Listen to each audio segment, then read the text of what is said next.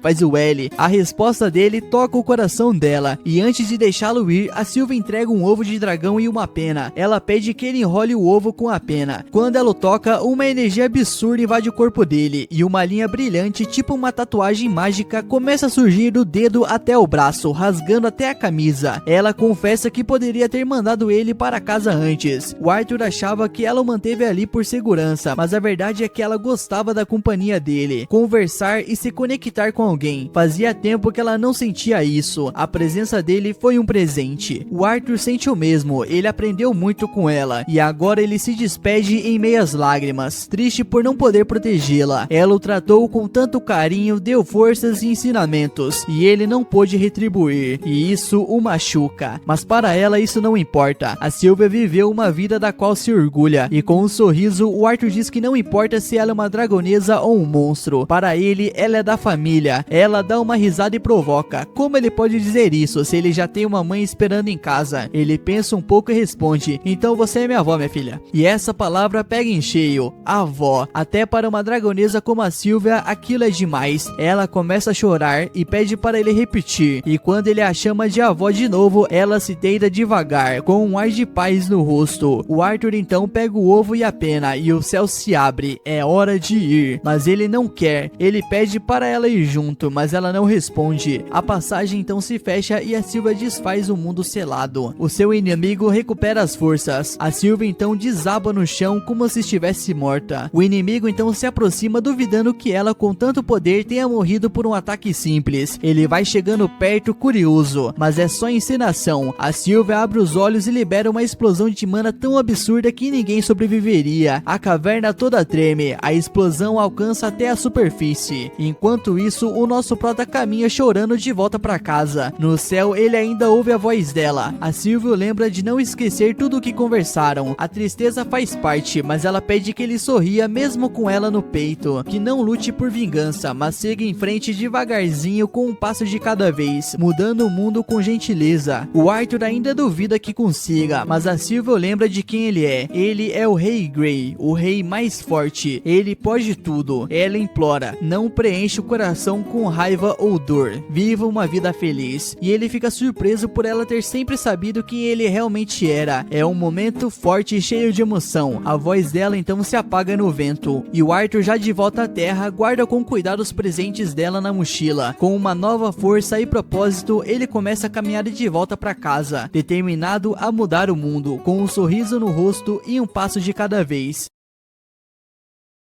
Com a velocidade turbinada pela mana, o Arthur dispara pela floresta, tomando o maior cuidado para não esbarrar no ovo da Sylvia. Pulando de árvore em árvore feito um macaquinho, ele acaba ouvindo vozes humanas. Nisso, ele se aproxima na esperança de que fossem pessoas indo para a cidade onde a sua família está. Mas assim que ele pousa num galho acima do grupo, percebe que são 4 bandidos. E pior, eles sequestraram uma elfa para vender como escrava. O Arthur já tinha lidado com um grupo parecido dias antes, que tentou capturar ele e a mãe pra venderem também. Pensando que esses caras safados devem estar no mesmo esquema, ele decide se vingar. Enquanto isso, os bandidos empurram a elfa dentro de uma carroça e se preparam para sair da floresta. O Arthur assiste tudo fervendo de raiva, mas lembra dos conselhos da Sylvia e respira fundo, e decide seguir os bandidos até o cair da noite, quando eles montam o acampamento. O Arthur pode escolher o caminho mais seguro, seguir os caras até uma cidade humana sem se mostrar, mas isso significaria abandonar a menina, então ele espera até a meia-noite para agir. Os bandidos usam lobos com chifres para puxar a carroça, e o nosso prota tem uma ideia. Ele atira algumas pedras neles, fazendo os bichos uivarem alto. Um dos bandidos tenta acalmar os lobos, com medo de chamar a atenção de monstros, e até começa a chutar um deles. O Arthur aproveita e se aproxima por trás com a mão reforçada por mana, e apaga o cara. Ele pega a faca do bandido e parte pro segundo, que também não dura muito.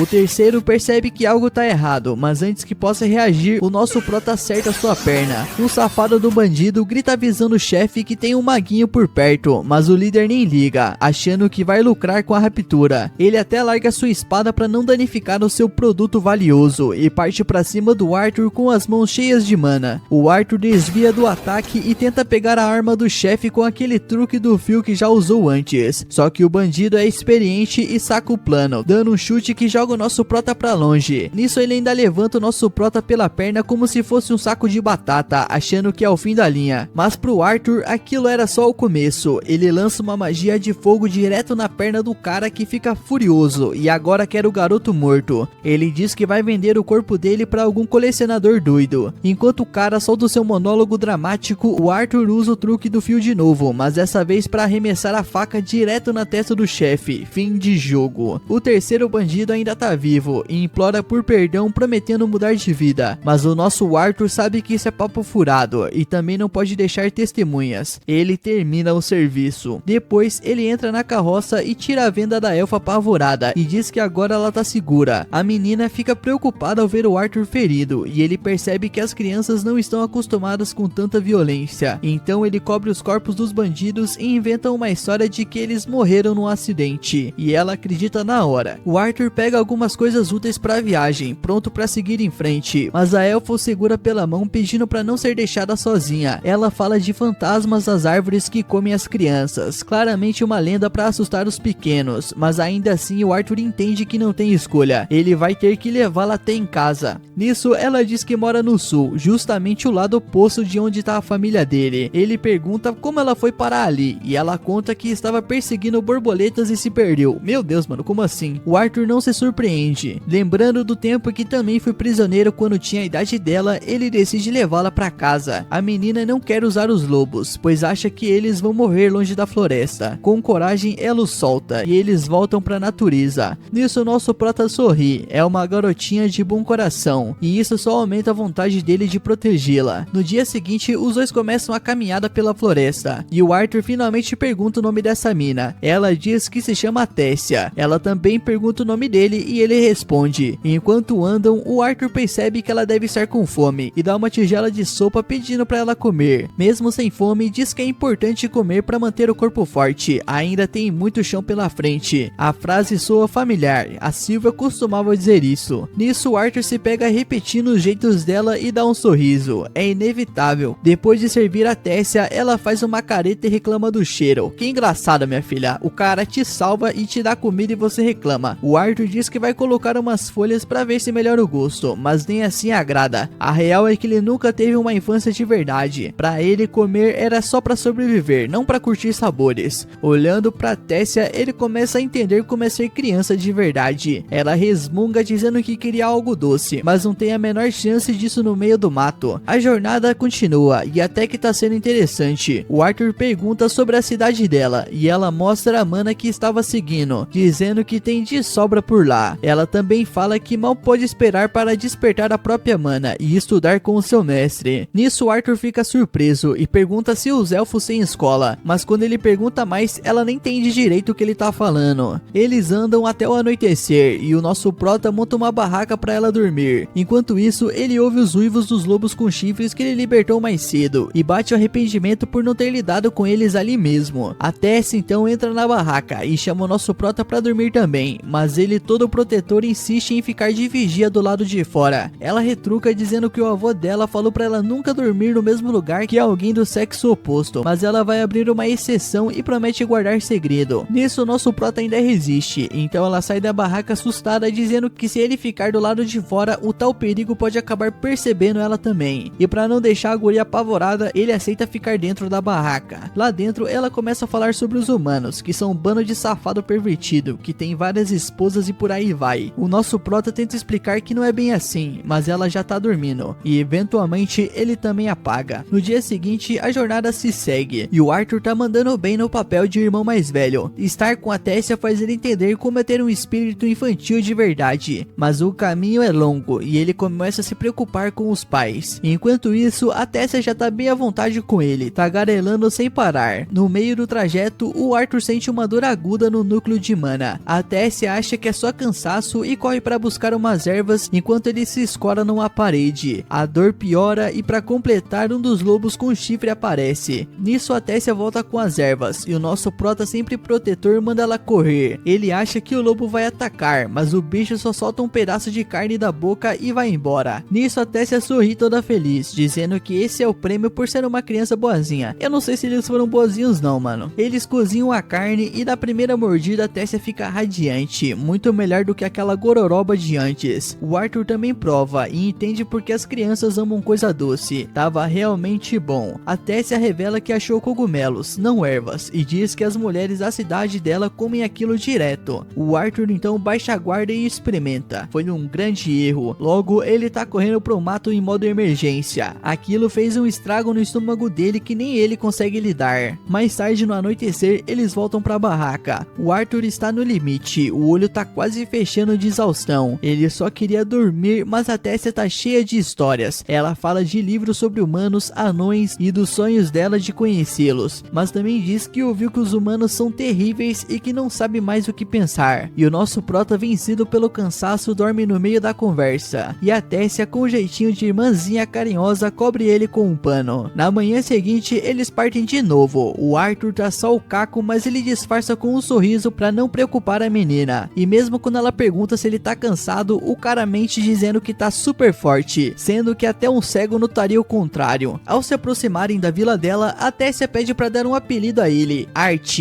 O Arthur responde na brincadeira, chamando ela de Claro, Sua Alteza Real. Ela não leva muito na esportiva e diz que só queria fazer ele se sentir como um amigo, mas a amizade é algo que o Arthur mal conheceu na vida, então dá pra entender o jeito dele. Ela segue na frente e vê uma abertura no meio do nada. O Arthur nem percebe, mas ela chama a sua atenção já pendurada na beirada, esticando a mão pra ele. Na dúvida se vai ou volta, ele pega a mão dela e entra. Do outro lado, ele cai no chão exausto, e antes que consiga respirar direito, guardas armados o cercam, dizendo que rastrearam eles pelo buraco de teleporte. De repente, os caras prendem nosso prota e encostam uma espada no pescoço dele. O Arthur então grita por Tessia, só pra vê-la parada ali sem nenhuma expressão no rosto.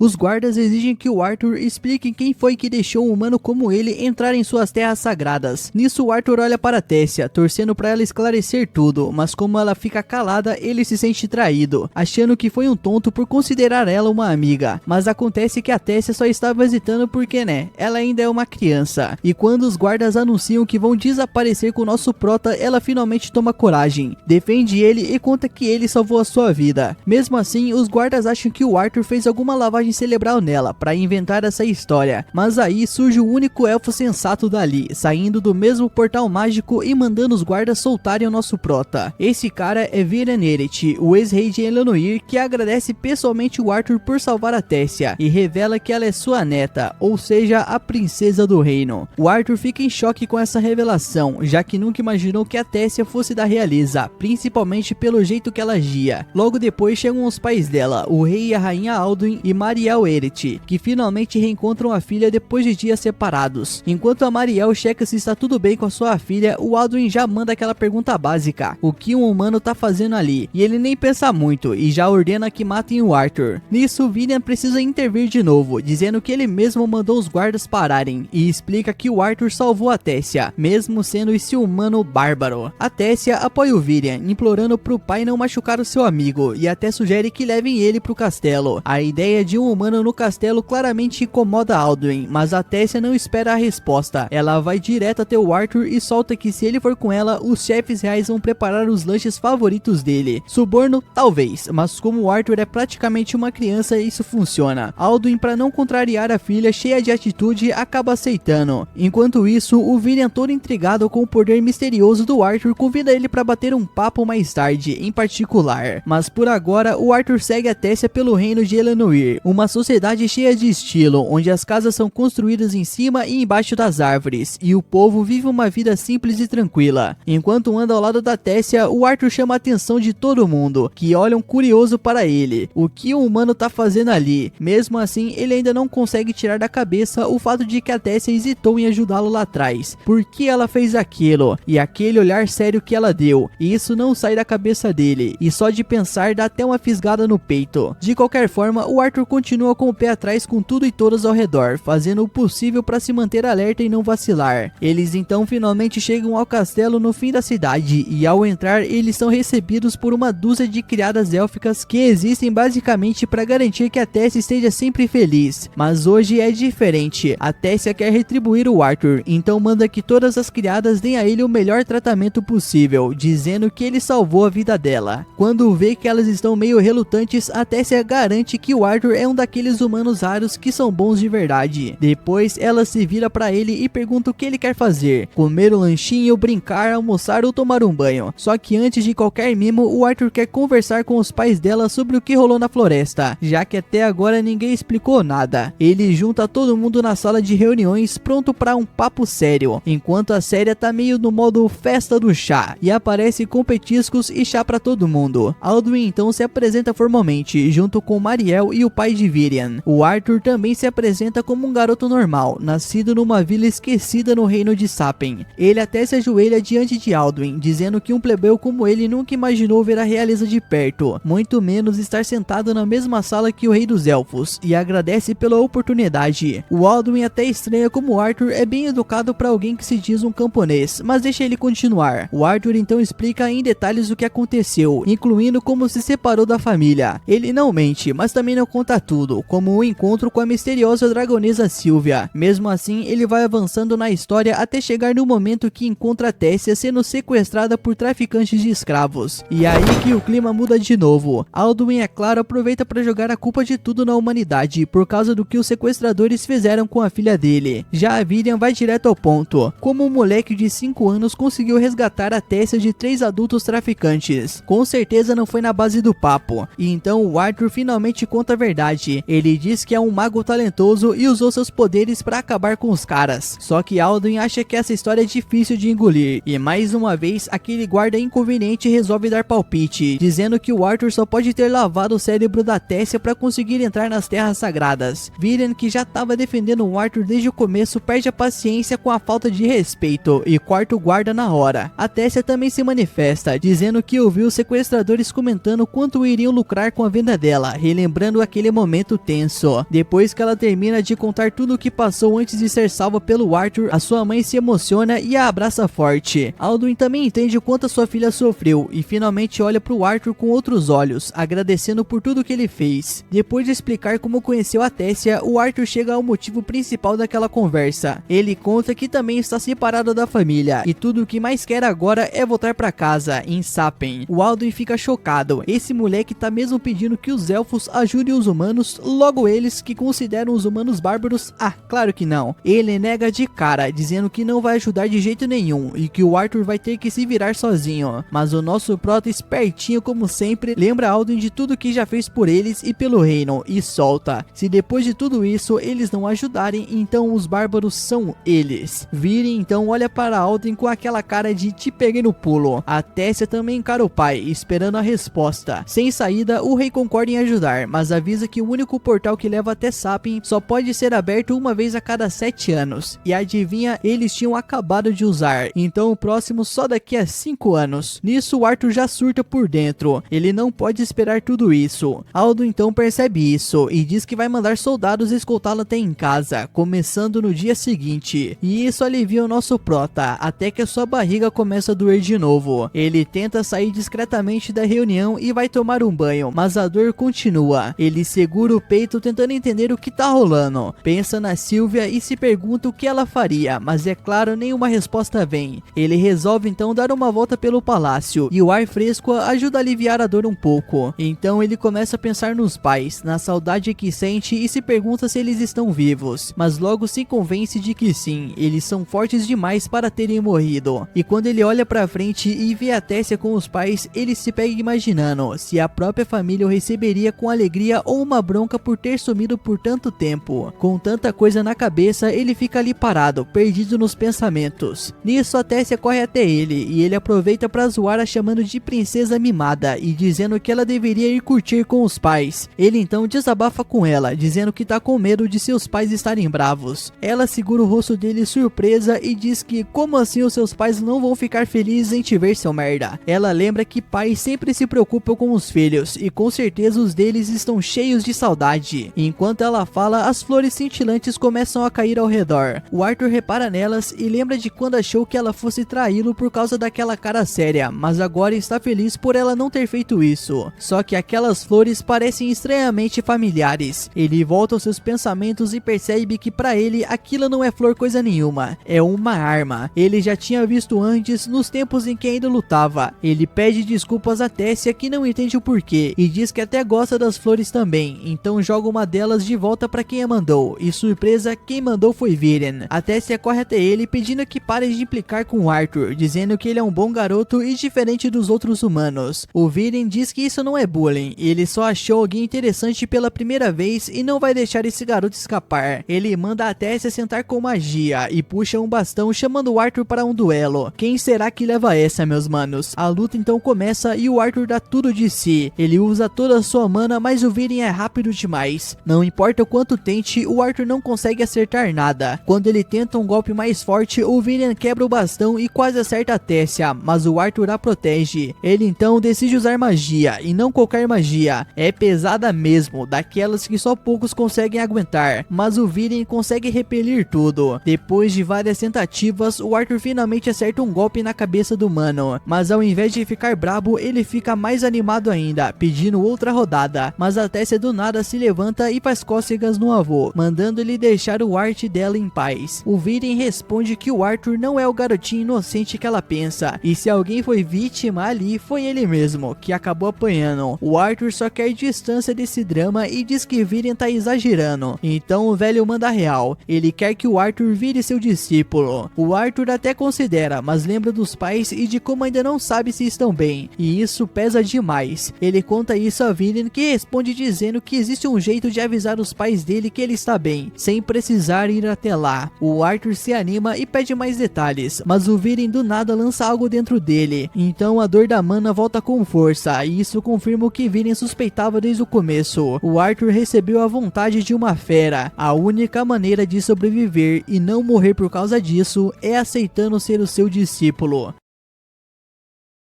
O Arthur fica completamente travado, sem conseguir se mexer. O coração dele dói pra caramba, e quando ele tenta segurar a dor, uma aura sombria sai do peito dele. Ela vira uma criatura estranha e assustadora. Com medo, o Arthur fecha os olhos se perguntando se esse bicho é um tipo de representação das neuras internas dele, ou das responsabilidades. A criatura tá quase atacando quando uma voz bem familiar chama por ele. É a Tessia. A voz dele acalma o coração do nosso prota e faz ele despertar. Quando ele abre os olhos, ele vê a Tessia sentada em cima dele e começa a se perguntar o que tá acontecendo. A Tessia dá um bom dia, mas ele ignora e finge que vai voltar a dormir, chamando ela de monstro do sonho. Nisso, a Tessia avisa que o avô tá esperando ele lá fora. Como o Arthur não dá bola, ela simplesmente puxa ele da cama e manda ele arrumar o cabelo bagunçado. Nisso, ele retruca, dizendo que o cabelo dela parecia da Medusa até uns segundos atrás. Enquanto ele se troca, a Tessia pergunta se ele vai mesmo ficar ali, e o Arthur responde que ainda não decidiu, chamando ela de princesa. A Tessia já tá de saco cheio de tanta formalidade, já que eles são amigos, e dá um belo beliscão nas costas dele, avisando que vai ficar muito brabo se ele chamar ela de princesa de novo. Depois de se arrumar, o Arthur sai do castelo com a Tessia e vê uma carruagem onde o Alduin tá implorando pro Viren não deixar o Arthur ficar por ali. Alduin e a esposa Marielle continuam com aquele preconceito bobo contra humanos, como a gente já sabe, mas o Viren não dá ouvidos e e entra na carruagem, deixando claro que gosta do Arthur e que a decisão já tá tomada. A Tess escuta a conversa e mais uma vez defende o nosso prota, dizendo que ele salvou a vida dela e merece ficar. O Alduin também admite que é grato, mas nem tanto a ponto de deixar um humano sujar o território sagrado deles. O Viren se irrita de vez e manda o filho calar a boca, lembrando que ele devia ser o rei mais poderoso da terra. Depois diz pro nosso prota e a Tessia entrarem logo na carruagem. Um tempo depois, já na estrada rumo à casa de um velho amigo do Viren, a Tessia acaba dormindo no ombro do nosso prota. O Viren pede para ele deixar ela descansar, já que ela acordou cedo por ser um dia importante pro futuro do Arthur. O velho avô fica todo sentimental, dizendo que a Tessia viveu isolada e que o motivo dela não ter amigos é que todo mundo só tentou se aproveitar dela. Por isso ela se mantém distante. E aí o nosso prota entende porque ela fica tão braba quando ele chama ela de princesa. E o Viren ainda diz que a Tessia só sorri quando tá com o nosso prota e agradece ele por ser amigo dela. E isso faz o Arthur perceber o quanto ela gosta dele e quão gentil esse velhinho safado é. A partir dali ele decide confiar de verdade em Viren. A carruagem então chega ao destino, uma casa que parece ter saída do Senhor dos Anéis, tipo a casa do Frodo. O Arthur fica curioso para saber quem mora ali, já que o ex-rei foi pessoalmente visitar. De repente, o Viren, que tava todo sério até agora, bate com o pé na porta como um velho rabugento, chamando a dona da casa de bruxa velha. E quando não tem resposta, ele encosta o ouvido na porta e toma um baita de um susto quando ela abre com tudo, jogando ele longe e dizendo que consegue ouvir muito bem e que ele não precisa gritar no ouvido dela. Nisso, o Viren se levanta e apresenta a senhora mal-humorada como Reina Darkassen. Segundo ele, ela é uma maga especial, capaz de realizar o pedido do Arthur. O nosso prota fica animado e diz que é uma honra conhecer ela. A reina então curte a educação do garoto e manda os três entrarem. Nisso, Arthur dá uma olhada e só vê um balde cheio de água. Aí ele pergunta na lata como ela vai ajudar ele a falar com os pais sem nenhum equipamento por perto. E a reina explica que é uma vidente, uma maga que consegue ver partes do passado e do futuro de alguém. Ela tenta usar os poderes no Arthur, mas se surpreende por não conseguir ver muita coisa, chamando ele de especial. O Arthur diz que não quer saber o seu futuro, ele só quer que seus pais saibam que ele tá vivo. A reina então pede para ele olhar no reflexo na água e pensar forte nos pais. Quando ele faz isso, ela usa sua magia. E aí o Arthur consegue ver a mãe Alice e o pai Ray almoçando e ainda sofrendo com a perda dele. Era o aniversário do Arthur, inclusive. Os dois lembram no dia da tragédia e como ainda não conseguiram superar. Agora, vivendo na cidade, o Ray entrou para a segurança local, enquanto a Alice cuida da casa e do bebê que tá esperando. Os dois então começam a chorar, mas aí o nosso prota aparece falando com eles, dizendo que tá bem, tá vivo e que tá no território dos elfos. Ele explica que tá usando magia para se comunicar e avisa que ainda não pode voltar porque tem algo errado com o corpo dele, mas pede que não se culpem e promete que vai ficar bem, encerrando a conversa dizendo o quanto ama os dois. A Alice então abraça o Ray, emocionada por saber que o seu filho ainda tá vivo, e o Arthur fica com os olhos cheios de lágrimas. Ele não quer ver os pais daquele jeito, e ali naquele momento ele faz um juramento. Ele vai ficar forte o suficiente para nunca mais deixá-los sofrer assim. Viren decide aceitar o Arthur como discípulo, mas claro que as coisas não seriam tão simples, já que Alduin e Mariel não estão nem um pouco felizes com a ideia de um humano morar na cidade dos elfos. Viren e a Tessia vão bater um papo com Alduin, e a Tessia insiste que o garoto que estão tentando expulsar salvou a vida dela 2 vezes. Se forem teimosos, é como dizer que os elfos pagam o bem com ingratidão, mas Alduin não tá nem aí pra isso. Ele tá pensando no povo dele e teme que os outros elfos não aceitem o Arthur por ali. Aí o Viren entra no papo e diz que nunca teve um discípulo antes, então se ele tá escolhendo o Arthur é porque realmente acredita no garoto. Sem saída, com aquele carinho que ainda sente pelo pai e pela filha, o Alduin acaba aceitando deixar o Arthur ficar, mas ainda tá encucado se o povo vai aceitar. Ele pergunta a Viren quem vai se responsabilizar caso tudo dê errado, e sem nem piscar, o Viren diz que assume tudo. Então o Alduin e a Mariel vão lá fora receber o Arthur. Alduin chega até ele e admite que foi meio rude no começo, e diz que o problema nunca foi com o nosso prota, mas sim com a forma como os humanos são vistos. O Arthur percebe a mudança no clima. O mesmo cara que queria ele fora dali, agora tá quase dando um tapinha nas suas costas. Alduin realmente ama sua família e faz de tudo por ela. Ele até aperta a mão do nosso prota num gesto de boas-vindas, mas a Tessia tem uma ideia melhor. Ela desafia o pai. Se ele tá mesmo de boa com o nosso prota, então deixa ela levar o garoto pra conhecer a cidade. E como a notícia de que o Arthur vai ficar já se espalhou, o Alden não tem mais o que perder. A Tessia, toda feliz, pega o nosso prota pela mão e arrasta ele pelas ruas da cidade. Ela vai mostrando as pessoas interessantes por ali. É a primeira vez do Arthur na cidade élfica e ele fica impressionado com a aparência do povo. A Tessia fala de uma lojinha que vende doces e frutas e sai puxando ele para chegar antes da muvuca. Mas no meio do caminho, um elfo jovem esbarra de propósito nele. O Arthur, todo educado, nem se incomoda e até pede desculpa, mas o moleque olha com desprezo e solta que o nosso prota contaminou ele com o seu corpo humano e diz que não adianta o Virian querer, porque ele nunca será aceito ali. Normalmente o nosso prota deixaria para lá, mas ele andou aprendendo umas travessuras com a Tessia e essa era uma boa hora para mostrar. O garoto encara a Tessia e diz que estar com Arthur só vai manchar a boa fama dela. Ele se apresenta como Freit Ivar e, se achando, se oferece para acompanhar a Tessia até em casa. Ela avisa que ele tá passando dos limites, mas o Arthur tem outro plano. Ele faz uma reverência exagerada e troca o nome do garoto para Iversur em vez de Ivar, o que soa quase como um xingamento. A Tessia entende na hora e cai na risada, mas o moleque saca o deboche também, e todo orgulhoso ele desafia o nosso prota para um duelo. Desafiar alguém por lá não é algo comum, todo mundo para ver. Se o Arthur recuasse, ele estaria envergonhando o Virian e a família real, então ele aceita mesmo com a Tessia dizendo que não precisava. O Fate vai para cima todo convencido, mas o nosso prota simplesmente resolve com um único soco que derruba o moleque no chão. A Tessia não se surpreende, ela já tinha avisado que o Arthur não era fraco. Como o outro foi teimoso, agora ele que lide com as consequências. Ela puxa o nosso prota e manda ele correr, e ele vai rindo. Com o tempo, o Arthur vai se acostumando com a Tessia e começa a curtir a companhia dela. Eles saem juntos, comem juntos e até estudam juntos. Sempre que alguém tenta zoar com ele, ela está lá para defender. Um dia depois de um desses passeios, ela fica com ele num parapeito e comenta que o treinamento começa no dia seguinte. Ela pergunta como ele se sente com isso e nota que ele tá meio pensativo, e então ela quer saber o que tá pegando. O Arthur lembra de uma conversa que teve com Virian. O velho lembrou ele que está numa terra estranha, sem família nem amigos por perto, que não vai ter apoio de ninguém, mas mesmo assim o Arthur escolheu ficar e treinar. O Virian avisou que o treinamento seria puxado, o mais difícil de tudo que ele já enfrentou, mas o Arthur topou, e então o Virian mandou ele esquecer a dor na mana no coração por enquanto. O Arthur então olha para a Tessia com empolgação e diz que tá pronto, que já passou por muita coisa, já lutou ao lado do pai e que mesmo sabendo que nada disso se compara ao que vem pela frente, ele vai encarar com tudo. A Tessia também estica a mão, dizendo que vai dar o melhor dela também, mas dar o melhor pra quê? O Arthur pergunta. Ela explica que é pra nunca deixar ele ficar mais forte que ela vai competir com ele. No dia seguinte, o treinamento começa. O Arthur fica na frente do Virian, que apresenta o que será a nova fase da vida dele, e enquanto tudo começa, ele só consegue pensar que a vida ali no reino élfico anda muito mais rápido do que lá fora. Em poucos dias ele já aprendeu muito e sente que tá evoluindo. Ele escolheu ficar ali porque acredita que foi a sua melhor decisão e agora está no controle do próprio destino. Nisso o tempo passa e até a Tessia já aprendeu a usar a sua mana. Uma manhã ela vai acordar o nosso prota na cama, mas ele tá dormindo pesado, e então ela usa sua mana para dar um jeito nele. Ele acorda gritando assustado, perguntando por que ela não podia ter simplesmente acordado ele com carinho.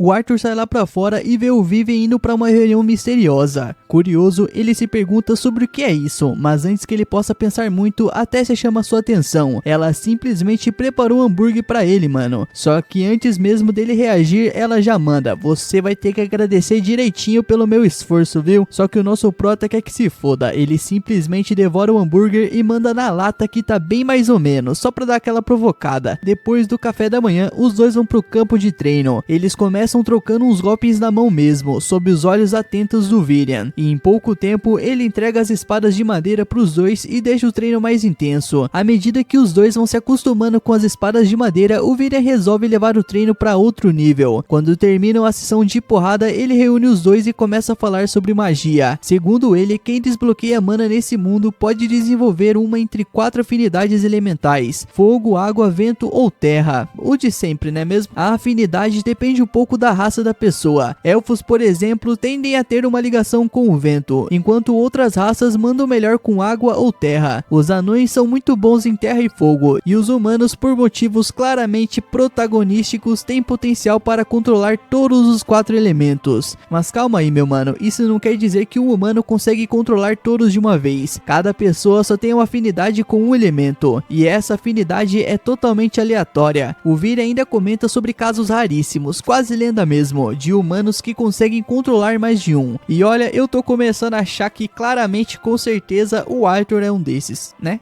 Se há dúvidas, ele é o protagonista de um anime Shonen. A Tess então levanta a mão e pergunta por que o nosso prota não treina o corpo enquanto usa magia, igual ela faz. Mas o Vira responde de boa que o nosso prota é fraco demais pra isso, e explica que o núcleo de mana dele tá com uma vontade de besta lá dentro, que bagunça o equilíbrio entre o corpo dele e a magia, e por isso o coração dele dói tanto. Aí o Viren diz que pra tratar disso, eles precisam entender melhor o que tá rolando dentro do corpo do Arthur. Aí a Tessia, como sempre, aproveita pra zoar o nosso prota, perguntando se ele sente dor toda vez que ela bate nele no treino, e ele acaba admitindo que sim, porque essa mina aí bate forte pra caramba. E aproveitando, o Arthur comenta que a Tessia ficou mais forte recentemente, quase no mesmo nível que o dele. Isso porque os elfos despertam a mana até os 10 anos de idade, e a Tessia com 9 acabou de despertar a dela. Inclusive, ela destruiu o próprio quarto sem querer enquanto dormia, e desde então a Tessia começou a treinar com o Arthur para desenvolver melhor o talento. Um dia, durante o treino, o Viren decide que chegou a hora do nosso prota despertar essa tal vontade de besta. Para dar aquele empurrãozinho, ele diz que se o ritual der certo, o Arthur vai finalmente se livrar das dores. Mas não só isso, ele também vai se tornar um verdadeiro domador de feras. E é claro que o nosso prota fica intrigado. Ele então se senta para o ritual começar. O Viren então explica que primeiro precisa acender uma faísca no núcleo de mana do Arthur e garante que ele só vai sentir um calorzinho no corpo. Que isso, mano, lá ele. Só que quando o Viren transfere a sua própria mana para ele, algo estranho ativa dentro do Arthur. Ele começa a gritar de dor e solta tanta mana que joga o Viren e a Tessia pra longe. Quando o ritual termina, o Arthur desmaia. O Viren logo entende o que tá acontecendo, leva o Arthur de volta pro castelo e fica do lado dele até que ele acorde. Assim que vê que o nosso prota tá bem, o Viren pergunta se ele conhece essa tal vontade de besta dentro dele. O Arthur responde meio por cima, dizendo que acha que é de um dragão. O Viren já suspeitava disso, e como os dragões são lendas vivas, ele faz o Arthur prometer que nunca conte isso pra ninguém, senão vai aparecer gente má querendo roubar essa vontade de besta e causar confusão. Agora que o Arthur despertou esse poder, o Viren dá uma notícia: ele vai poder voltar pra casa em 4 meses. O nosso prota fica em choque, ele achava que ainda ia ficar ali por 2 anos, mas o Viren explica que vai rolar um evento de intercâmbio cultural entre os 3 reinos, e que depois disso, o portal para Zaios, onde os pais do Arthur moram, será aberto. O Arthur então fica meio mexido ao perceber que aquele dia em que viu o Viren saindo para uma reunião era na real uma visita aos outros reinos só por causa dele, e isso emociona o nosso prota, e o Arthur começa a pensar como Tessia vai reagir a isso, mas o Viren o tranquiliza, dizendo que ela já sabe, os pais dela contaram. Mais tarde à noite, o nosso prota conversa com o seu ovo de dragão sobre a sua partida, mas do nada o ovo começa a brilhar e começa a chocar. O Arthur entra em pânico sem saber o que tá por vir, mas quando a casca quebra, o que sai é um dragãozinho fofinho, que mais parece um gatinho, ou banguela, mano, você vai ver essa cópia aí. Aí o Arthur se derrete na hora, mas quando ela morde o braço dele como um filhote de gato faria, ele percebe que talvez ela não seja tão fofa assim. Na verdade, a mordida foi para lançar um selo nele, e agora o nosso prota consegue ouvir a voz dela, mesmo que seja só um monte de sons esquisitos. Ainda assim, ele fica feliz de finalmente poder se comunicar com ela. Ele dá o nome de Sylvie, em homenagem a Sylvia, e se pergunta o que aquele selo no seu braço realmente significa. De qualquer forma, ele mal acredita que virou papai aos 8 anos, mas acaba pegando no sono com essa ideia. Na manhã seguinte, a Tessia chega como sempre para acordar o nosso prota, que dorme pesado demais. Então ela puxa a coberta e dá de cara com a criatura. Ela solta um grito tão alto que acorda o nosso prota na hora, mas ao contrário do que parecia, não foi um grito de medo. Ela ficou empolgada ao ver a pequena Sylvie. Ela pega a bichinha bichinha no colo e começa a dar carinho como se fosse um bebê. Depois, os dois vão juntos pro campo de treino e no caminho a Tessia tenta de tudo para ganhar a simpatia da Sylvie, mas a bichinha só tem olhos pro dono. Quando chegam lá, o William nem se surpreende. Ele pergunta se aquilo é o resultado da assimilação com a vontade da besta e o Arthur confirma. Ele olha para Sylvie e fica meio preocupado, imaginando como ela vai ser aceita pelas pessoas. Mas antes que fale algo, o William já percebe o que ele tá pensando e diz para não se preocupar. Ninguém vai acreditar que ela é um dragão mesmo, então é só dizer que é uma fera mágica rara. Nisso começa o treino do dia e o William fala que agora que o Arthur liberou esse poder da besta, tem que treinar isso também. E qual a melhor forma de treinar? Luta física, é claro. O William se transforma em sua besta espiritual. O bicho é assustador, o som, a energia e até a luz sombria deixa os dois garotos apavorados. Pra piorar, ele ainda diz que o nosso prota tem que lutar contra aquilo. O Arthur nem acredita, ele mal consegue ver a criatura que aparece e desaparece. Ele desiste na hora e admite a derrota. Nisso, o William volta para sua forma de elfo e explica que aquela criatura se chama Pantera Sombria. Ela usa luz e som tão bem que você nem percebe a presença dela. Depois de parar com o bullying, ele pega um bastão para que eles treinem de um jeito mais normal. Vários dias se passam, virando semanas, talvez meses, e o Arthur treina com a vontade de besta e com a sua mana. Ele fica ainda mais forte e finalmente consegue lutar contra a Pantera Sombria, justo quando o tempo para a abertura do portal está prestes a chegar, e a Tessia começa a sentir o peso da sua ausência. E mais um dia desses, enquanto caminha pela cidade, um garoto esbarra nele e o encara de um jeito estranho só porque ele é humano. O garoto é nada mais que o elfo que desafiou o nosso prota para um duelo e perdeu com um único golpe. O safado tenta puxar papo e pergunta se o Arthur se lembra dele, mas o nosso prota sinceramente diz que não faz ideia de quem é esse mano. O menino tenta se explicar, mas insiste que tá pronto pra revanche, porque agora sim ele pode ganhar do nosso prota. Mas o resultado não muda. O Arthur dá um golpe nele e o cara cai no chão, de novo. A Tessia então revela quem é o garoto, e o Arthur, tentando ser simpático,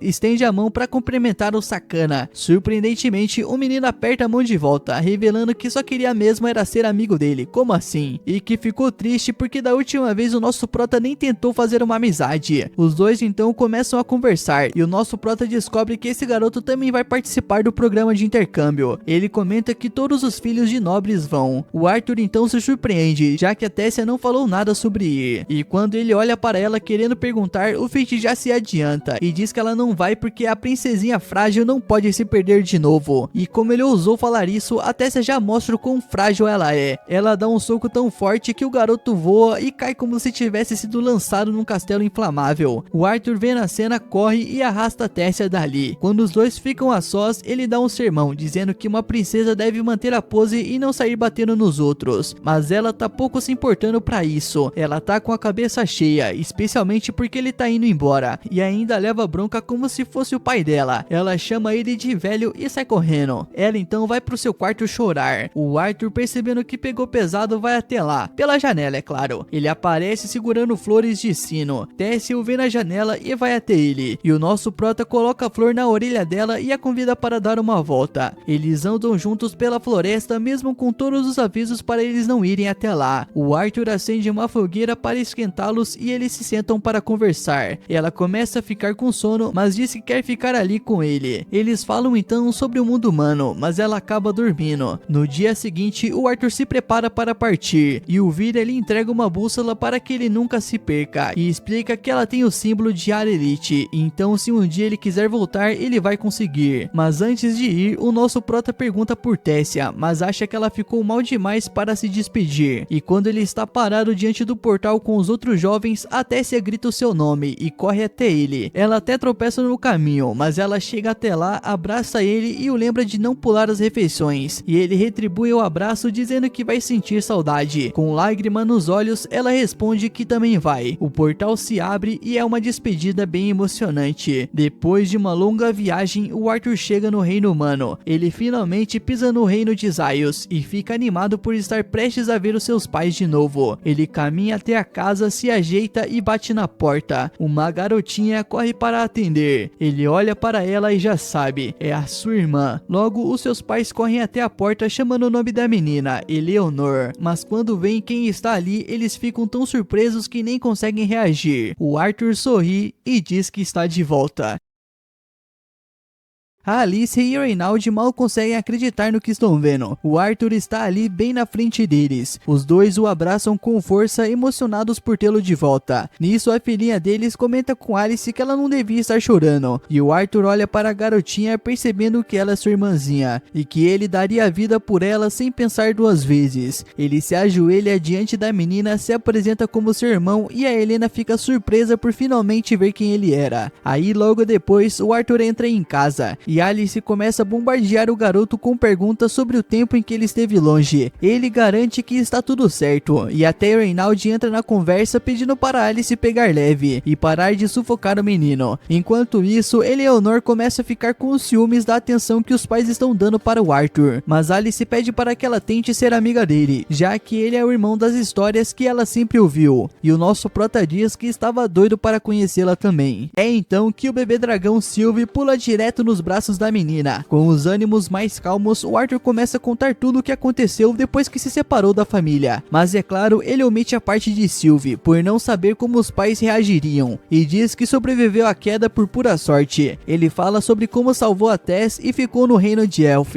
onde passou os anos seguintes treinando e se tratando. Ele também esconde o núcleo de besta e inventa que Sylvie é só uma fera de mana que ele adotou depois de encontrar a mãe dela muito fraca para continuar viva. Os pais acreditam em tudo, aliviados por ele estar bem, mas do nada o Reynald pergunta em que estágio de mana o nosso prota está, e a Alice dá uma bronca nele por ele tocar nesse assunto logo agora. O Arthur, por sua vez, pergunta sobre o trabalho do pai, e o Reynald se gaba em ser um instrutor de segurança numa casa de leilões famosa. Aí o Reynald conta que chegou ao estágio laranja escuro há 2 anos, um nível intermediário no ranking de poder. O Arthur fica impressionado e elogia o esforço do pai, mas solta que está no estágio vermelho claro, um nível acima. O Reynald fica meio sem graça por estar sendo superado pelo filho, e já lança um desafio. Ele quer um duelo amigável para ver o quanto o garoto evoluiu. E apesar das reclamações de Alice, algumas pessoas invadem a casa. Um homem chamado Vicente pergunta se é verdade que o filho de Reynald está vivo, e o Arthur fica se perguntando quem é esse cara. O Reynald então explica que Vincent é o dono da casa de leilões onde ele trabalha. O Arthur cumprimenta o Vicente e graças à fofura da Sylvie, ele acaba ficando amigo da filha dele, a Lilia. O Reynald então convida o Vicente para assistir um duelo entre ele e o Arthur no jardim. Todos vão para lá. Aí o Vicente fica boquiaberto ao saber que o Arthur já está no estágio vermelho claro. A Alice explica que o filho aprende rápido demais e não teria motivo para mentir. Mesmo assim, o Vicente fica desconfiado, porque até os melhores alunos das melhores academias só chegam nesse estágio lá pelos 13 anos, e o Arthur só tem 8. Enquanto isso, o nosso prota e seu pai terminam o aquecimento e começam o duelo. O Arthur bloqueia os ataques do pai e contra-ataca, mas o Reynald segura tranquilo e diz que ele ainda tem que melhorar bastante. Só que o nosso prota surpreende ao usar uma das técnicas que aprendeu com Vivian e consegue empurrar o pai para trás. O Reynald admite que está impressionado, mas avisa que agora vai lutar sério. Ele canaliza mana no punho que começa a pegar fogo, deixando o nosso prota surpreso. Nesse mundo, todo usuário de mana nasce com um elemento específico. Para os conjuradores é fácil descobrir e usar o próprio elemento, mas para os aumentadores como o Reynald é bem mais complicado. Exige muita prática e sensibilidade. De repente, o Reynald cobre o corpo inteiro com mana flamejante e parte para cima do Arthur, que só consegue se defender sendo jogado para trás. Ele reúne a mana nos punhos, que começam a brilhar em dourado, deixando todo mundo chocado. O Arthur corre até o Reynald e bloqueia os socos flamejantes com a aura dourada que emana das mãos. O choque entre os dois gera uma explosão de impacto que os separa. O Reynald então parte com mais agressividade e acerta um golpe direto e sólido. O Arthur corre de novo na direção do pai, se lembrando dos treinos com Vivian e de como usar o Kai elevou o nível de suas habilidades. Ele aprendeu a lidar com o elemento fogo num piscar de olhos, e por isso o velho elfo decidiu levar o garoto para um nível mais avançado. Relembrando aquele treinamento, o nosso prota ativa de novo a sua habilidade dourada, mas dessa vez a transforma em eletricidade. Os raios que saem de seu corpo fazem a grama pegar fogo, e o Reynald só consegue ficar parado de boca aberta, vendo que o Arthur dominou uma forma ainda mais poderosa de magia de fogo. O Arthur então avisa que ainda é cedo para ficar chocado, porque ele ainda tem mais cartas na manga. Do nada, ele invoca a magia de água e usa a fonte do jardim para atacar o pai. Todo mundo congela ao ver ele controlando 2 elementos diferentes ao mesmo tempo, mas o Reynald consegue esquivar por trás. Mas logo em seguida, o Arthur cancela os feitiços feitiços e é recebido por um abraço apertado do Reynald, que diz estar morrendo de orgulho e pergunta quando ele aprendeu tudo aquilo. O Arthur responde que aprendeu faz pouco tempo e ainda está pegando jeito com a água. Enquanto a Alice e a Helena reagem como se fosse algo super normal, o Vicente e a sua esposa ficam em silêncio total, chocados e com a certeza de que o Arthur é um prodígio. Logo depois, todos voltam para dentro e se sentam à mesa, onde o Vicente comenta que o futuro do Arthur promete. O Reynald então concorda na hora e lembra que sabia disso desde que o menino despertou a mana há 3 anos atrás e destruiu a casa inteira no processo. O Vicente arregala os olhos com a informação e enquanto o Reynald se exibia, ele acabou caindo com a cadeira e tudo. Rindo, o Vicente levanta e solta uma sugestão inesperada: que tal mandar o Arthur para a academia de Zirus? O Reynald fica pasmo e pergunta se ele tem certeza, já que a Zirus é nada menos que a melhor escola de magos do continente. A esposa de Vincent entra na conversa, dizendo que eles estavam dispostos a bancar os estudos de Arthur, com a ideia de se beneficiar disso no futuro. A Alice fica claramente desconfortável e diz que nem sabem se a escola aceitaria o filho, mas o Vincent garante que conhece o diretor pessoalmente e que poderia ajudar a resolver isso. Mas antes que a conversa vá longe demais, o Arthur toma a palavra e diz que já que o assunto era sobre a vida dele, ele queria opinar. Ele explica que acabou de reencontrar a família e não está pronto para se afastar de novo. O Vincent entende o lado dele e o Arthur se despede, dizendo que estava morto de cansaço depois da luta. Ele vai entrando na casa, mas a Lily o segue, completamente fascinada desde que viu seus poderes em ação. Ela avisa que ele está indo pro lado errado e o convida a segui-lo até um lugar melhor. Ela então o leva até a cozinha do porão, onde começa a conversar animadamente com os criados e logo pede pratos de carne bem caprichados. Uma empregada mais velha comenta que Lilia devia pegar leve, porque andou ganhando uns quilinhos, e a Lilia logo rebate dizendo para não falarem disso. O Arthur fica surpreso em ver esse lado mais espontâneo dela, já que até então ela mal abria a boca. Nisso, uma das criadas explica que a Lilia sempre aparecia ali para comer quando estava estressada, e o Arthur pergunta por quê. A mulher conta que os pais dela esperam que ela desperte como maga, o que coloca uma baita pressão em cima da garota. Mais tarde à noite, Alice e Reynald vão para o quarto de Arthur para uma última conversa antes de dormir. Eles dizem o quanto estão felizes por ele ter voltado e o quanto estão orgulhosos. Eles afirmam com todas as letras que ele vai ser um mago incrível. O nosso prota até tenta contar alguma coisa, mas os dois o interrompem dizendo que poderiam conversar sobre isso no dia seguinte. Eles desejam boa noite e o deixam descansar. Na manhã seguinte, o Arthur corre para o salão assim que acorda, animado com a visita de alguns rostos conhecidos. Os antigos companheiros de grupo dos seus pais estavam ali para vê-lo. A mamãe Angela o abraça tão apertado que ele mal consegue respirar. Depois ela troca um toque de mãos com o grandalhão Adam, enquanto a Ellen e os outros já estão discutindo como sempre, mesmo dando boas-vindas. Do nada, a Jasmine começa a revistar o Arthur sem nenhum motivo real. Ela só queria encostar nele mesmo. Depois o abraça pedindo desculpas e dizendo que foi tudo culpa dela. Com o clima leve, o grupo começa a contar sobre as missões que fizeram nos últimos tempos e, como de costume, continuam discutindo por qualquer coisa. O Arthur ouve tudo e percebe que ainda tem muita coisa sobre esse mundo que ele não conhece. Nisso, ele começa a pensar que se tornar um aventureiro pode ser uma boa forma de aprender, mas ao olhar para sua família, ele sente que ainda não está pronto para deixá-los de novo.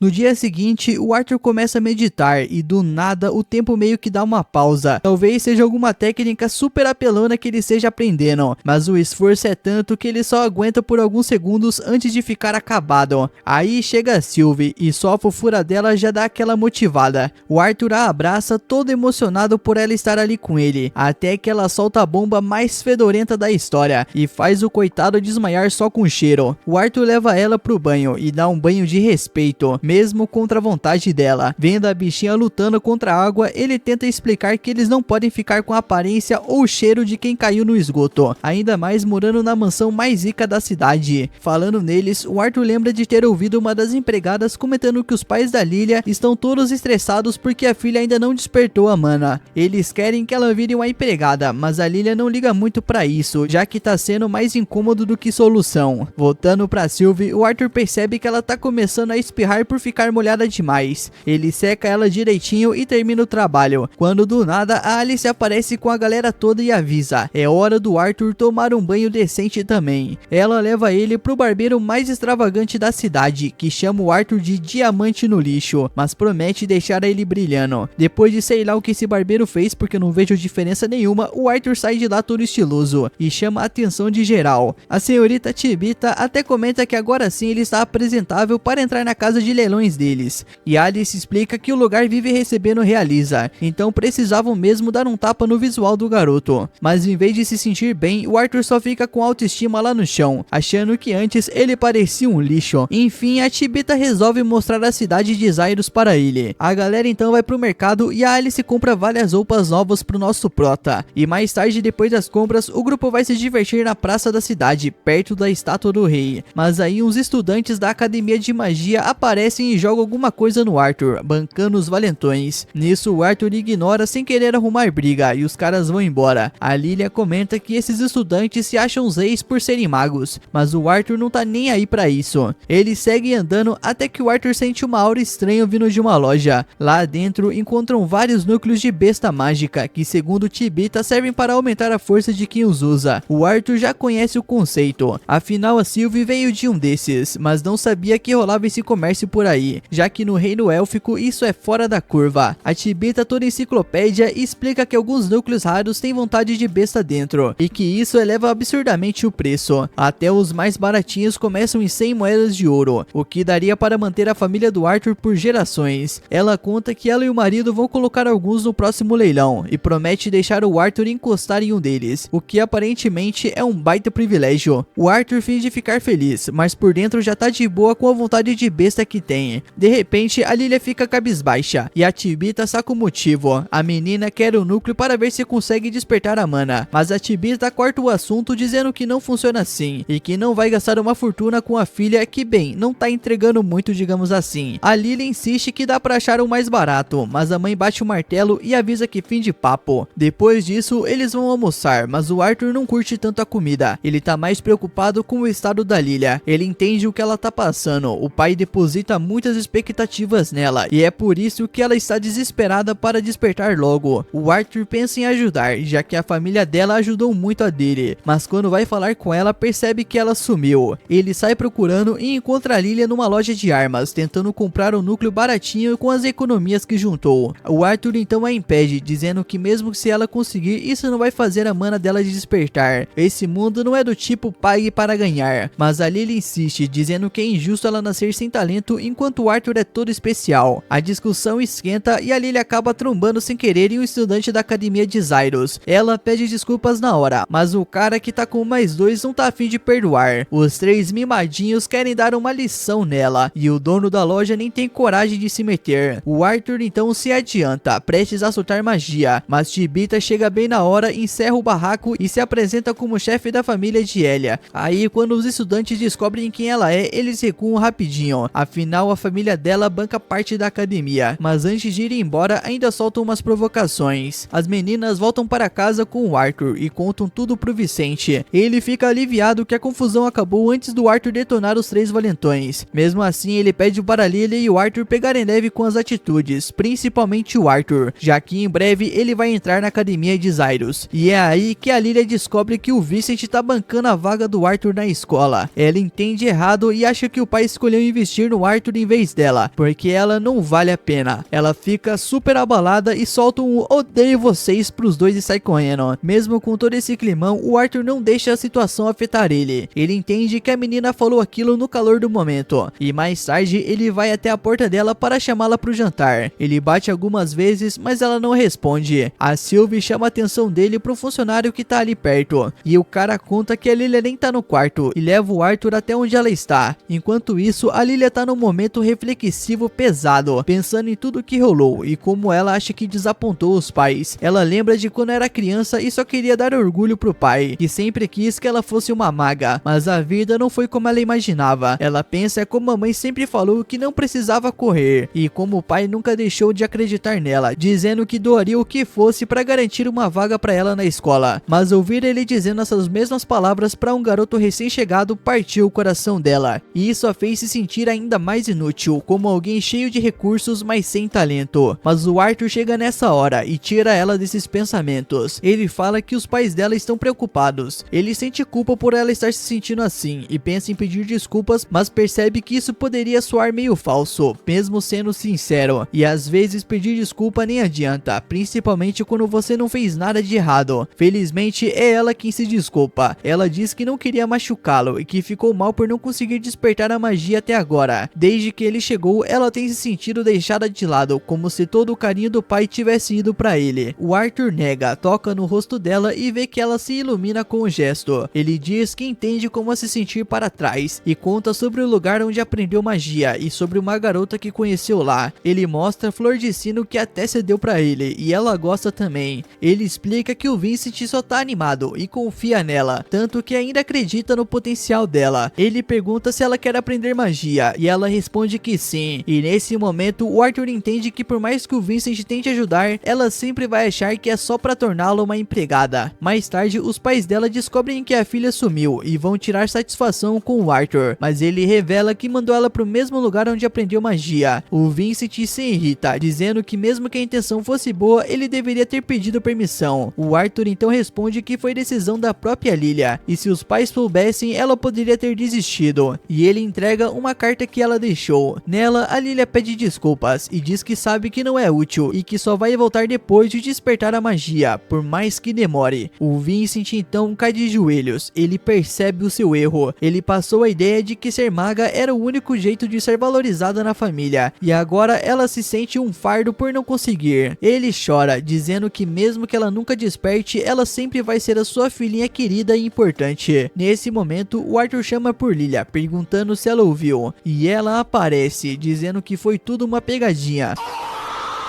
Ela não tinha ido embora de verdade. O nosso prota armou tudo isso para mostrar o quanto ela é amada. Ela pede desculpas pelo susto, mas o Arthur assume a culpa. Afinal, foi ideia dele. Ele diz que sabe como é desesperador ver um filho sumir, como seus próprios pais sofreram com isso, e promete que não vai brincar mais. Mas o Vincent percebe que exagerou com a obsessão por magia. E sinceramente, se fosse tão fácil, por que ele mesmo não virou um mago, não é mesmo? Ele pede desculpas ao Arthur por querer mandá-lo pra academia justo agora que reencontrou os pais. Depois vai até a filha, abraça ela junto com a Tibita e diz que não importa nada disso, ela sempre será a filha deles. A Lilia sorri e responde que mesmo assim ainda quer ser maga e ir pra academia por mais que demore. Com tudo isso resolvido, o Arthur se prepara para ajudar as meninas a despertar a magia. Ele pede para a Lilia e a Eleanor sentarem e começarem a respirar fundo, já que respirar é uma das formas mais rápidas de se conectar com a magia. Ele manda elas fecharem os olhos e continuarem até verem luzes brilhantes. Como previsto, a Eleanor diz que viu umas estrelas, mas elas sumiram. Ele diz que foi porque ela parou de respirar e manda ela continuar. A Lily então, por outro lado, não vê nada e começa a ficar aflita. O Arthur então se aproxima e dá uns tapinhas nas costas delas, tentando sincronizar o mana dele com os delas. Logo, a Lilia vê as estrelas e diz que parecem com a flor de sino que ele mostrou. Os pais dela ficam radiantes e organizam uma festa para comemorar esse marco. Durante a festa, o Arthur diz que ela vai precisar de uns 2 anos de treino para pegar o jeito, mas que se continuar respirando do jeito que ele ensinou, vai dar tudo certo. Enquanto isso, um homem chega na cidade com várias seguranças. Aposto que é o rei. Ele ouviu falar de um leilão e veio só para ver o que tá rolando.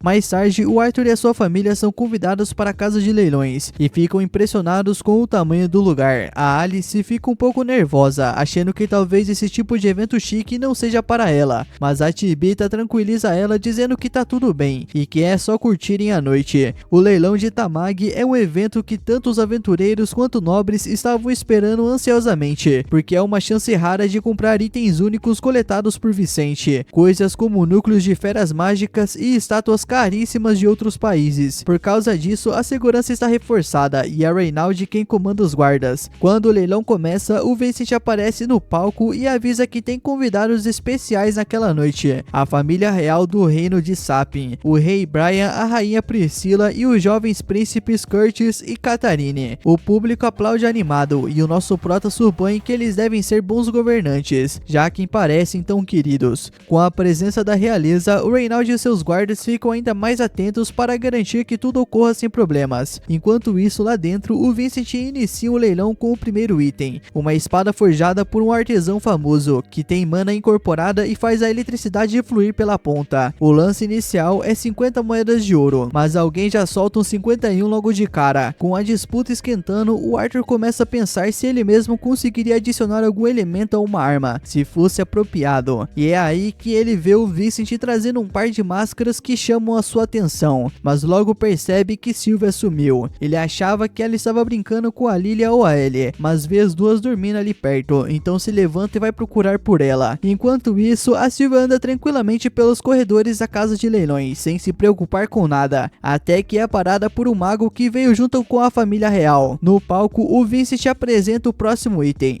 um filhote de leão ranquear. Assim que vê o animal, o príncipe Curtis diz ao pai que quer um. O leilão começa e o rei já manda logo um lance de 1000 moedas de ouro. Ninguém ousa competir com ele, então o leãozinho é vendido na hora. O rei sobe ao palco para buscar o filhote, e quando o Vincent pergunta o que ele vai fazer com o bicho, o rei responde que até poderia domá-lo, mas já que o Curtis quer virar um domador, ele vai dar o leão de presente pro filho. Enquanto isso, o Arthur está ocupado procurando por Sylvia, quando escuta um grito vindo do corredor. Ele corre até lá e encontra o mago da realeza olhando para Sylvia. O Arthur reconhece o sujeito na hora e, para não causar confusão, pede educadamente que ele deixe a Sylvia ir, já que ela é a sua fera mágica. O mago fica desapontado, achando que ela era um dos itens do leilão. A Sylvia corre pro lado do Arthur e ele já se prepara para sair, mas o mago diz que ainda está interessado nela e que está querendo muito ter uma besta, então exige que o Arthur entregue a Sylvia. O Arthur olha para ele como se o cara fosse um maluco e pergunta o que ele fez achar que isso ia acontecer, mas em vez de aceitar a recusa, o mago resolve apelar e lança fogo contra o Arthur, tentando intimidá-lo. Ele diz que isso é uma ordem de um mago real. O Arthur nem se abala e começa a se afastar, o que só deixa o mago ainda mais irritado. Aí ele ameaça machucar os pais do nosso prota. Aí não dá, né, mano? O Arthur até releva ameaças contra si mesmo, mas mexer com a família dele aí é outra história. Ele se vira, encara o mago e manda ele repetir o que disse, liberando uma aura assustadora de intenção assassina, mas ele parece ter esquecido que está dentro da casa de leilões do Vincent. A aura assassina do Arthur se espalha por todo o leilão, estourando todas as janelas de uma vez. Quem tem mana como o rei até consegue aguentar, mas os que não tem, tipo Vincent, caem no chão na hora. O rei corre para ver se Vincent está bem, enquanto os guardas reais cercam o rei achando que a intenção assassina veio de algum invasor. O rei então manda eles ficarem de olho nos outros convidados e irem atrás do culpado. O Arthur logo percebe a besteira que acabou de fazer. Apesar de ter assustado o mago real, ele criou uma confusão enorme. Ele desfaz a intenção assassina, mas o estrago já estava feito e o povo entrou em pânico. Ninguém sabe o que está acontecendo, então Reynald manda evacuar todo mundo até entender melhor a situação. Depois que todos saem do prédio, o rei chama o Reynald para conversar em particular. Ele quer falar sobre o fato do Reynald não ter conseguido conter a confusão a tempo. O Reynald se desculpa de verdade, mas o rei diz que ele ainda precisa ser punido. O Reynald aceita o que vier, mas antes de tomar uma decisão, o mago real se mete e pede que ele reconsidere, já que ninguém se feriu. Claro que ele não tá sendo bonzinho à toa. Ele deixa claro que ficou de olho na fera mágica do Arthur. O rei então apresenta o mago como Sebastian, um cara da confiança dele que já salvou a sua vida várias vezes. Quando escuta o interesse do Sebastian na Sylvie, o rei pergunta pro Reynald se ele toparia dar ela de presente de agradecimento. O Arthur até tenta interromper, mas a Alice o segura, já que não é educado cortar o rei assim. O Reynald então responde que não pode fazer isso, porque foi o próprio Arthur quem conseguiu a Sylvie, e ele não tem o direito de dá-la pra ninguém. Então o rei decide ir direto ao ponto e pergunta ao próprio Arthur se ele estaria disposto a dar a Sylvie pro Sebastian. O Arthur recusa de forma educada, dizendo que nada no mundo substituiria a Sylvie, mas o rei insistente oferece o filhote de leão que acabou de comprar como troca, dizendo que mesmo que a Sylvie seja rara, o leão valeria mais. Mas o Arthur diz novamente que não está interessado em vender, doar ou trocar a Sylvie por nada. Começando a perder a paciência, o rei lembra o Arthur que ele já fez o mesmo pedido 2 vezes, e que um rei não deveria precisar repetir uma ordem. Ele dá uma última chance para o Arthur aceitar, só que essa mesma insistência começa a irritar o Arthur, que se levanta e pergunta ao rei se ele venderia os próprios filhos, e isso deixa o rei tão chocado que ele nem sabe o que responder. O Arthur continua dizendo que já recusou 3 vezes, e mesmo assim o rei não aceita que certa certas coisas simplesmente não estão à venda. Ele quer saber como o rei se sentiria se alguém quisesse comprar os filhos dele. E nessa hora todos os guardas avançam para atacar o Arthur por ter desrespeitado o rei, mas ele derruba os dois com um soco em cada um. O Sebastian chama os cavaleiros de incompetentes por não conseguirem dar conta de uma criança, e decidido a ficar com a Sylvie de qualquer jeito, ele lança um feitiço tentando queimar o Arthur. Só que o Arthur ativa sua habilidade de mundo estático e congela o tempo. Só o Sebastian continua se mexendo. Confuso, o Sebastian tenta entender porque todo mundo parou, mas o Arthur explica que ninguém consegue ouvir nada. Aí ele começa a andar lentamente até o Sebastian, que tenta convencê-lo a recuar, dizendo que não pode vencer um mago real. Mas o Arthur responde quebrando uma das pernas dele. O Sebastian começa a gritar por socorro, mas o Arthur diz que ninguém pode ajudar, e ele deveria prestar atenção no que está prestes a ouvir. O Arthur dá só um aviso: é melhor o Sebastian aprender a ficar no lugar dele e tomar mais cuidado com quem anda ameaçando, porque da próxima vez pode ser bem pior. Poucos segundos depois, o mundo volta ao normal, e o Arthur apaga de tanto esforço. Um tempo depois, ele acorda em sua cama com uma baita dor de cabeça, mas pelo menos ele não foi preso nem nada. Percebe que exagerou usando o mundo estático, já que conseguiu congelar o tempo por alguns segundos, mas isso custou caro pro corpo dele. Logo em seguida, a Alice entra no quarto para ver como ele tá, e fica aliviada ao ver que ele acordou. O Arthur pergunta o que aconteceu depois que ele desmaiou, e ela conta que todo mundo ficou em choque, então ela correu para cuidar dele, mas levou um tempo até ele melhorar. E como o Arthur parece bem melhor, a Alice o convida para sair e fazer umas compras. Nisso, durante o passeio, ele vê um prendedor de cabelo que ficaria lindo na Ellie, mas ainda tá sem grana. A Alice então compra o acessório para ele e diz que ele pode dar de presente para ele. Mais tarde, ela também se oferece para comprar um presente para ele, mas o Arthur pergunta se tá tudo bem gastar tanto dinheiro assim, já que o Reynald talvez tenha perdido o emprego no leilão. Só que a Alice logo tranquiliza, dizendo que não precisa se preocupar com as finanças da família, porque ela também trabalha.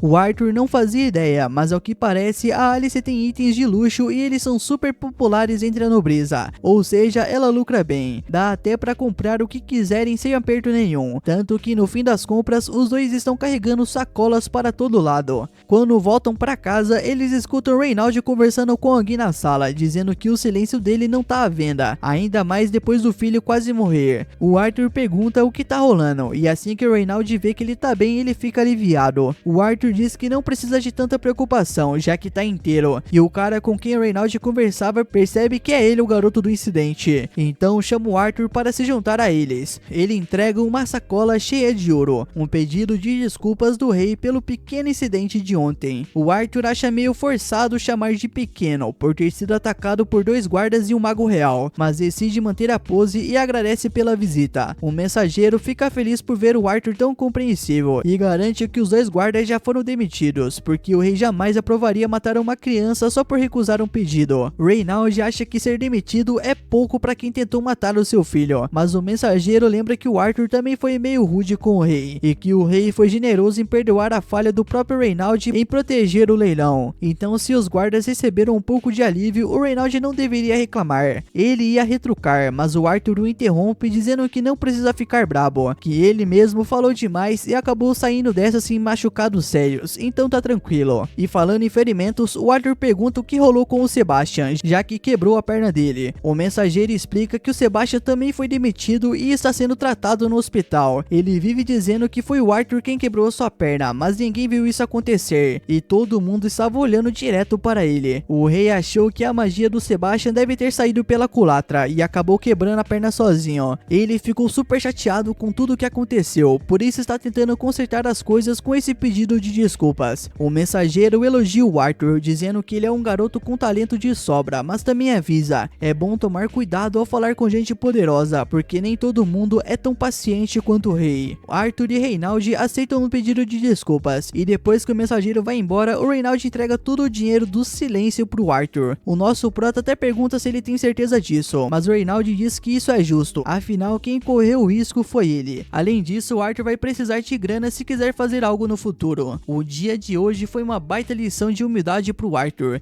Ele pode até ter sido um rei na outra vida, mas aqui ele é só uma criança. Ele pensa que se ele quiser enfrentar quem tem poder político, ele vai precisar de um pouco disso também. E com isso em mente, na manhã seguinte, ele vai até a diretora Godsky, da Academia de Magia, magia. E esse, meu mano, foi o resumo do episódio 10. E se inscreve aí pra não perder o próximo episódio. Tamo junto e lembre-se, meu mano, o Drezinho Nimes ama você.